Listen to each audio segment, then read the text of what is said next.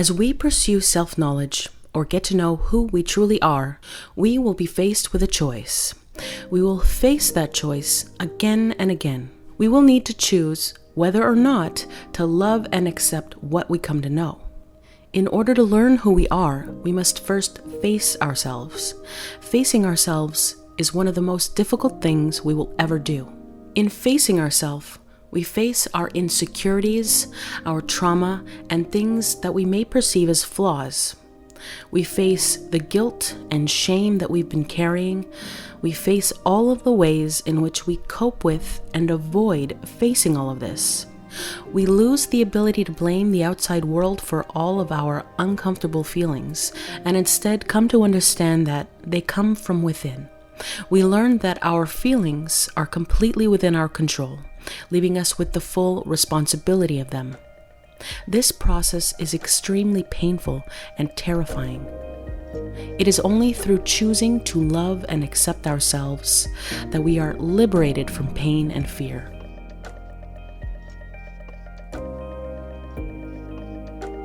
Most of us have difficulty being fully open to others. When we are fully open, we are vulnerable. We are exposed. We have all been hurt, some more than others. Many of us have become traumatized and learned not to trust. We learned to remain defensive and keep our hearts closed to protect ourselves. We learned that being open meant giving people the opportunity to hurt us. The more open we were and the more we offered ourselves and our love to others, the more it hurt in the end. We were hurt because we believed that if they didn't love us back, it meant that we did not deserve their love. We believed that if we did not deserve their love, perhaps we did not deserve anyone's love. We learned that we were unworthy of love. When we learn to love ourselves, we learn that we are lovable, whether our other selves validate that in the physical realm or not. We learn that love is to be given unconditionally. Expecting our other selves to validate our worth and only being willing to love them if they do is a condition.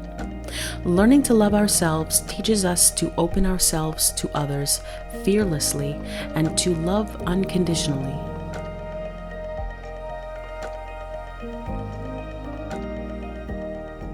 We give and give, waiting for others to validate us by noticing our martyrism.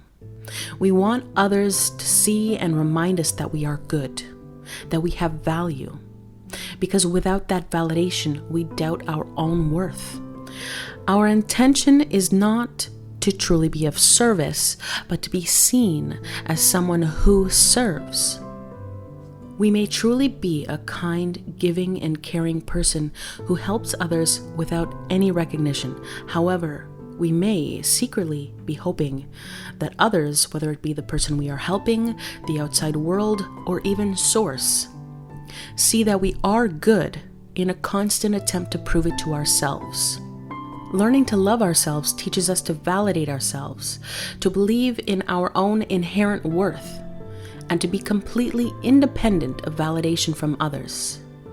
Only then can our intention truly be about serving the other person and not ourselves.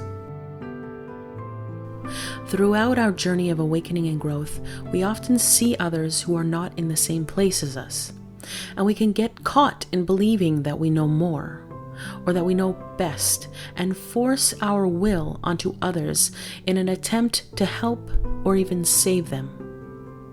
We might try to make them act in a way that we believe they should act, or become something we believe they should be.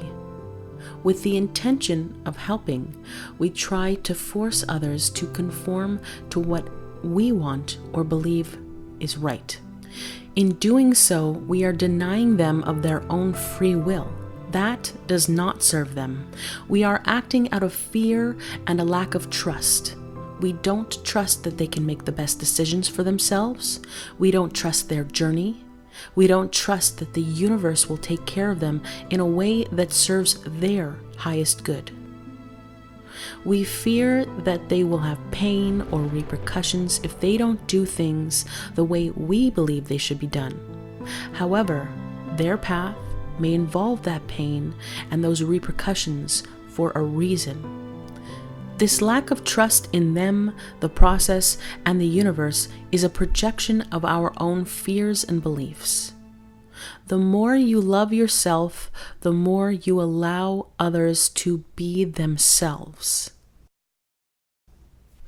When we do for others and expect a thank you or some form of reciprocation, we are giving with expectations. When we decide to stop doing for others because we've decided that they don't deserve it, this is giving with conditions. But don't we deserve to stand up for ourselves? Don't we deserve to have standards? Absolutely.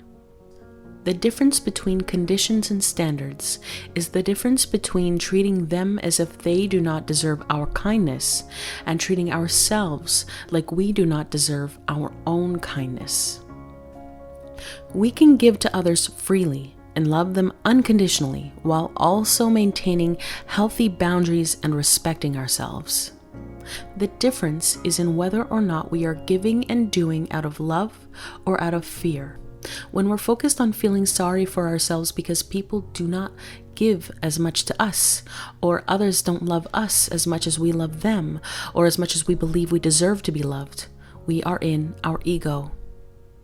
We are focused on ourself. We are focused on serving our own ego by obtaining validation from the outside world. Part of loving yourself is learning to validate yourself. It's knowing that you are worthy of love whether the outside world gives us evidence to support that or not. The outside world is only a mirror that reflects back to us what we already believe, or what the universe wants us to see. The more you love yourself, the less validation you need, and the more you can focus on selflessly serving others. Some of the most giving and empathetic people, the ones who sacrifice the most, the ones who let others walk all over them, give us the impression that they are the ultimate examples of service to others. However, there is something beneath their generosity that is keeping them in a service to self energy. Sometimes we do nice things, give, or say yes because we are afraid of what will happen if we don't. We might not even be aware that we are acting out of fear because the fear is deeply ingrained in our subconscious. We might be afraid that if we say no, or don't do what they ask, or give them what they want, that they might reject us, become upset with us, or leave us. They might not like us anymore if we don't. We feel unworthy of them if we do not overgive. We are not focused on what will serve them. We are focused on how it will affect us, how we will feel, and what we could gain or lose. We fear that if we don't pretend to be the person they want us to be, or fulfill their needs, they won't love us. If we really are in a dynamic where their love for us is conditional, then they don't really love us anyways. Real love is, I want the best for you, not what can you do for me. The best way to find out if someone really loves you is to unapologetically be yourself and see if they're still around. Maybe you know something about someone that you're scared to tell them because they might get hurt or they might get upset with you. If it is in their best interest to know, then the right thing to do is to tell them, even if it makes them cry, even if they decide to never speak to you again. So, do we want to avoid hurting their feelings because it's best for them, or because we're afraid about what they'll think of us if we do? When we make decisions based on who might get mad at us, or dislike us, or leave us, we are making decisions that serve ourselves. When we learn to truly love ourselves, we learn to be unapologetically ourselves without fear of being left or rejected. We learn that we are worthy of love as we are, and those who can't see it are welcome to leave, to clear the space in our life for those who can.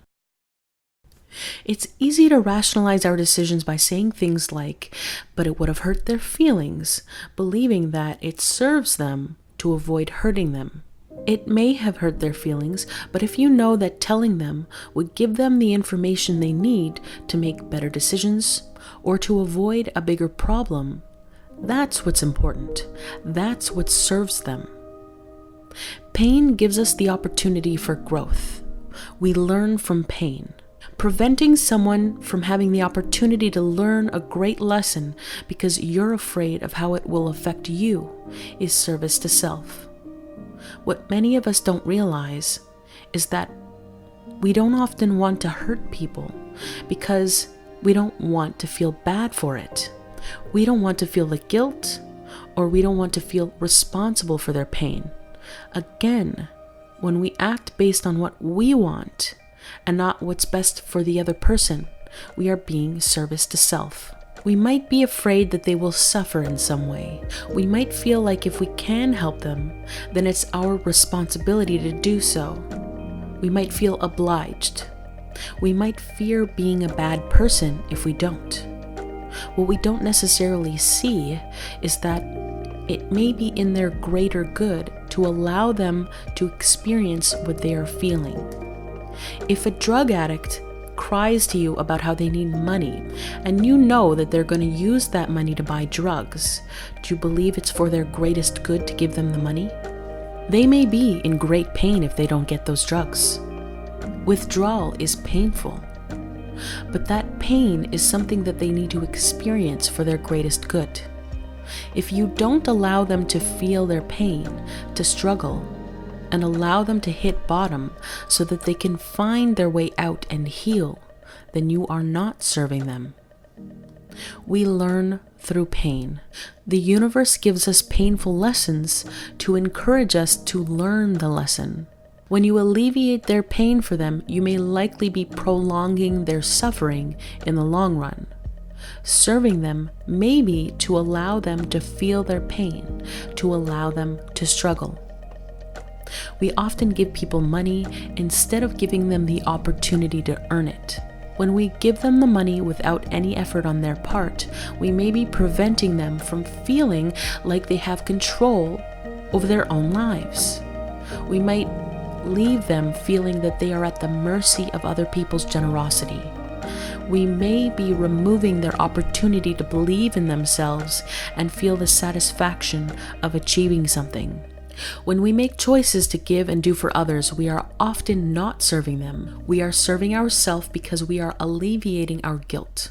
We are alleviating the empathetic pain we feel when we see them struggle. It is not for us to alleviate their pain for them, but to shift our perspective about their pain and their need for it. When we learn to love ourselves, we learn to heal our shame and guilt, and we learn to stop taking responsibility for others. We learn to support them from a place of true unconditional love as a reflection of the true unconditional love we have for ourselves. We learn to truly want the best for them.